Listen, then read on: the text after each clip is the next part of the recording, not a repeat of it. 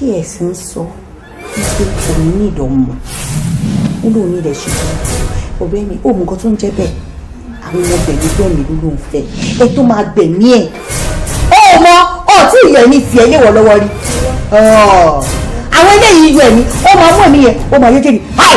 mo wà lọ́fíìsì ó ń gbérò àwọn ọmọ dẹ̀tí yẹn wá bá mi lọ́fíìsì ká ní mi sí lọ́fíìsì náà sọ fún mi kó gbá àwọn ọmọ wá bá mi lọ́fíìsì máa ní rọ ni.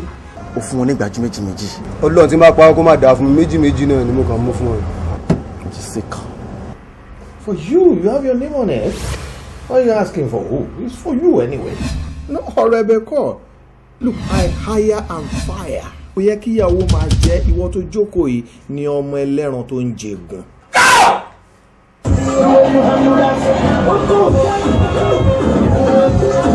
bá ti gbọ́ Ṣọlá kúkú gbogbo yín náà kúkú lẹ mọ̀ pé kí Ṣọlá tó wọ inú ilé èmi gangan láti máa ń fẹ́ èmi náà fẹ́ jù láàrin gbogbo yín. àǹtí tí wọ́n máa understand yẹn that's prostitution. tọ́ba sọ pé nǹkan mádẹ́ntì wọ́n pè ló mádẹ́ntì. tó tún wá rí tiwọn yẹn ó tún wá blinky. lè mú ojú mi báyìí ó wò báyìí ó kọ́ láti tẹ̀lé èmi ló ń bọ̀ lọ́dọ̀ ẹ̀ ó kọ̀ mú mi ó kọ̀ páàkì ẹsẹ̀ bẹ̀rẹ̀ tí mo fi wọ̀ ṣùgbọ́n yẹn sórí ibi tí èmi àti ẹ̀ dé yìí wọ́n á ṣe ọ̀rẹ́ mọ́ èmi àti ẹ̀ máa jà gidi yìí tó ṣe lé ní ìṣòro ìṣòro ẹ̀ mọ́.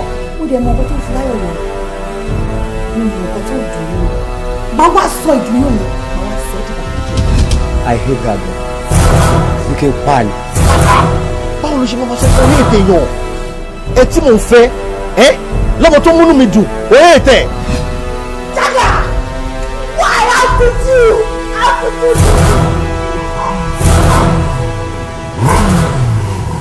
Àwọn tó ń pààyàn yìí bóyá èèyàn kúkú bóyá èèyàn gíga kò sọ anybody tó mọ̀ wọn náà bójú obìnrin ni wọ́n ní ogójọ́kùnrin ta ló mọ̀ wọ́n bóyá èèyàn mẹ́ta nàbí èèyàn kan. tó bá yín ìgbẹ́jẹ́ ká yín bọ̀ tó bá gbé sílà ó ti ṣe é sílẹ̀ tó bá pọ̀ bí mo tán wà náà wọ́n tó ṣe bẹ́ẹ̀. Ilé tí wọ́n ní rógùn ẹ̀ ṣe ọ̀sán méjì lẹ́sọ̀rọ̀. Guys, we have to get rid of that guy.